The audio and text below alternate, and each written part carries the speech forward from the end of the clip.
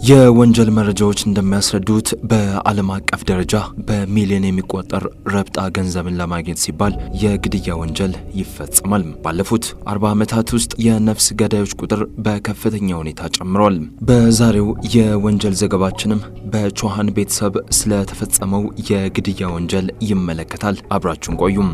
እንደ አውሮፓውያን አቆጣጠር በ2003 መጀመሪያዎች ወራት ውስጥ ነበር የቾሃን ቤተሰብ የህልውናቸው ጉዳይ አጠራጣሪ ሆኖም። በወቅቱ የቾሃን ቤተሰብ በህይወት የመኖራቸው ጉዳይ በቤተሰቡ ዘንድ ከፍተኛ ጭንቀትን ፈጥሯል። ሚሊዮነሩ አማርጂት ቾሃንና ባለቤቱ ናንሲ ኒውዚላንድ ከሚገኘው ወንድሟ ኦንካር ቨርማ ጋር በየቀኑ የስልክ ልውውጥ ያደርጉ ነበርም።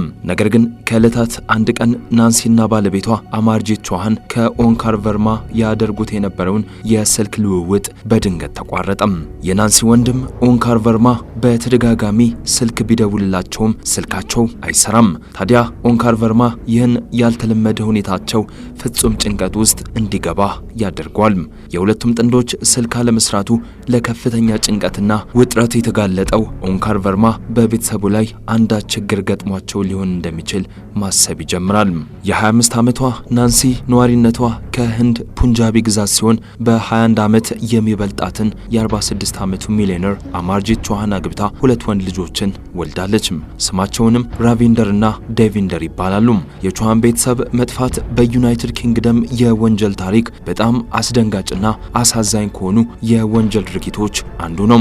ግድያ ተፈጸመባቸው የቾሃን ቤተሰብ ከ8 ሳምንት ወንድ ልጃቸው እስከ 51 ዓመት ሴት አያታቸው ድረስ ነው። ሚሊዮነሩ አማርጂት ቾሃንና ናንሲ ሁለቱም ወንድ ልጆቻቸው ራቪንደርና ዴቪንደር እንዲሁም የ51 ዓመቷ አያታቸው ቻረንጂት ካውር ይህ የወንጀል ድርጊት የገጠማቸው ከዕለታት አንድ ቀን ከህንድ ወደ ምዕራብ ለንደን ወደሚገኘው መኖሪያ ቤታቸው ሲጎበኙ ነበረም። ታዲያ ቤታቸው በሚጎበኙበት ወቅት እድለኞች አልነበሩም። በዚያን ጊዜ በጨካኞች እጅ ወድቀው በአሰቃቂ ሁኔታ ተገድለዋል።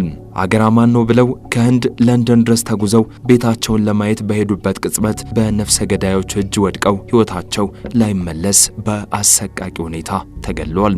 የሚያሳዝነው ነገር ግን የልጆቻቸው ማለትም ራቪንደር የ8 ሳምንታት ዕድሜ ያለው ሕፃን ልጅና እንዲሁም የ18 ወራት ዕድሜ ያለው ዴቪንደር ሕይወት መጥፋት ቤተሰቡን እጅግ ለከፋ ሐዘን ዳረገም።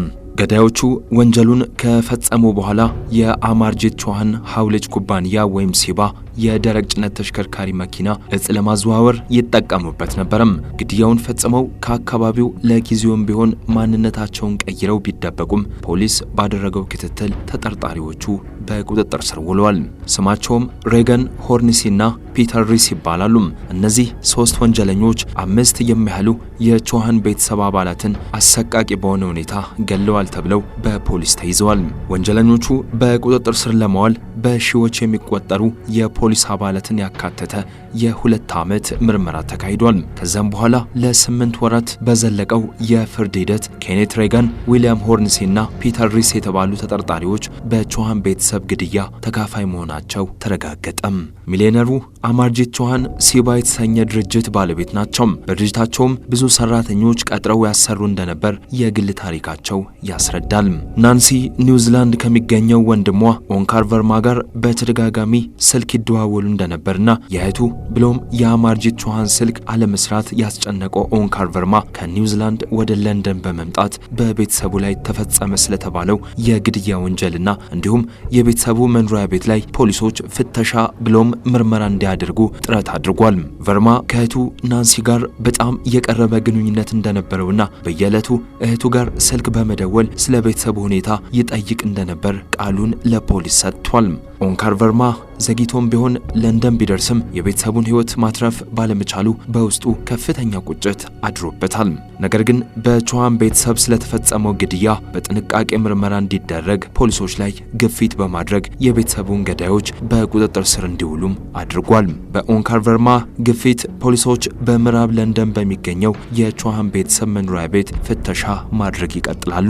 በወንጀሉ ላይ ከተሳተፉ አንደኛው ተጠርጣሪ ኬኔት ሬገን በአማርጄት ቾሃን ሲባ ድርጅት ላይ ተቀጥሮ ይሰራ እንደነበር የስራ ባልደረቦቹ ተናግረዋል። የስራ ባልደረቦቹ ሬጋን በአማርጄት ቾሃን ግድያ እጅ ሊኖረው እንደሚችል ፍንጭ ሰጥቷል። ኬኔት ሬጋን በሌላ ስሙ ካፒቴን ካሽ እየተባለ የሚጠራ ሲሆን በድብቅ አደንዛዥ ዕፅ ሲያዘዋውር፣ ገንዘብ ሲያጭበረብርና የሐሰት ፓስፖርቶችን በከፍተኛ ሁኔታ ሲያትም እንደነበር የፖሊስ ምርመራ ውጤት አመላክቷል።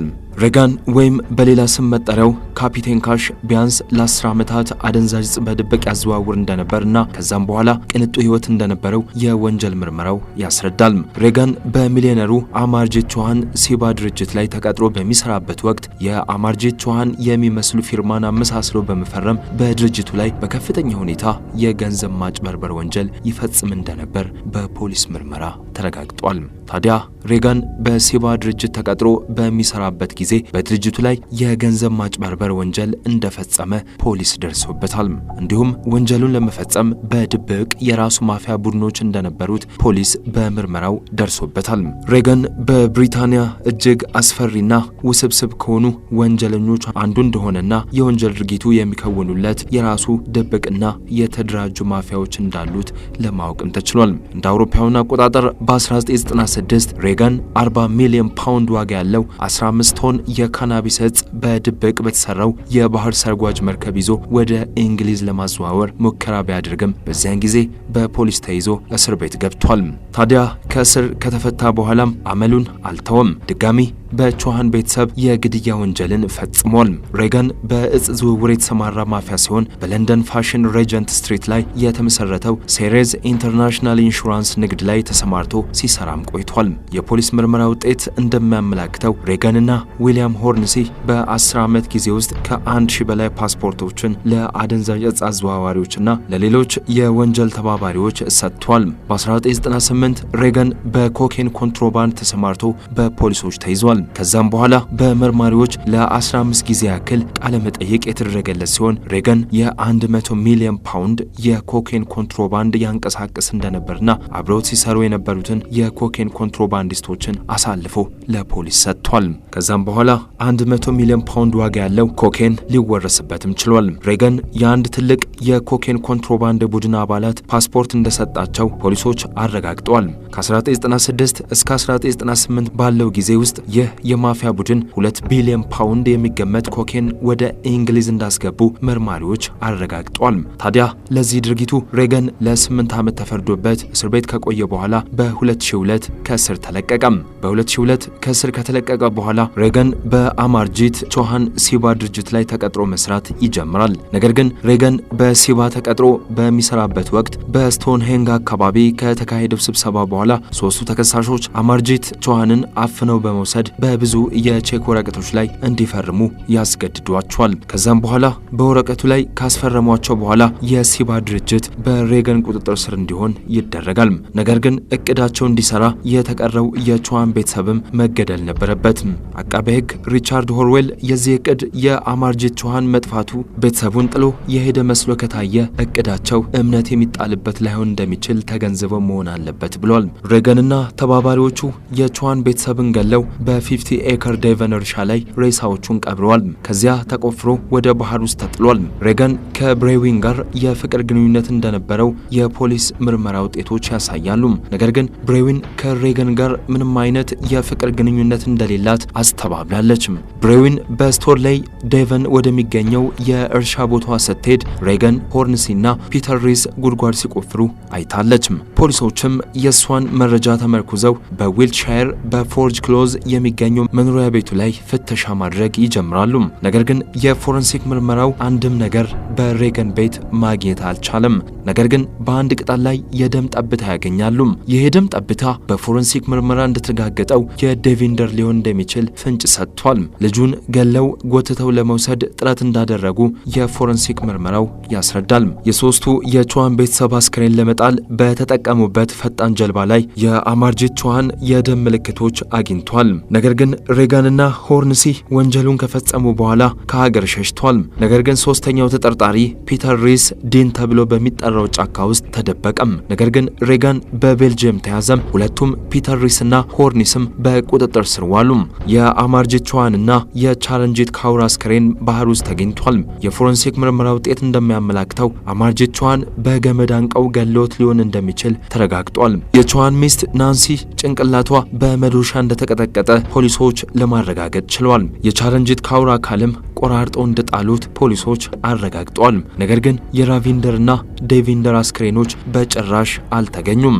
ሬገን ሆርንሲና ፒተር ሪስ 5 የቻዋን ቤተሰብ አባላትን በአሰቃቂ ሁኔታ በመግደላቸው ምክንያት ዕድሜ ልክ ጽኑ እስራት ተፈርዶባቸዋል።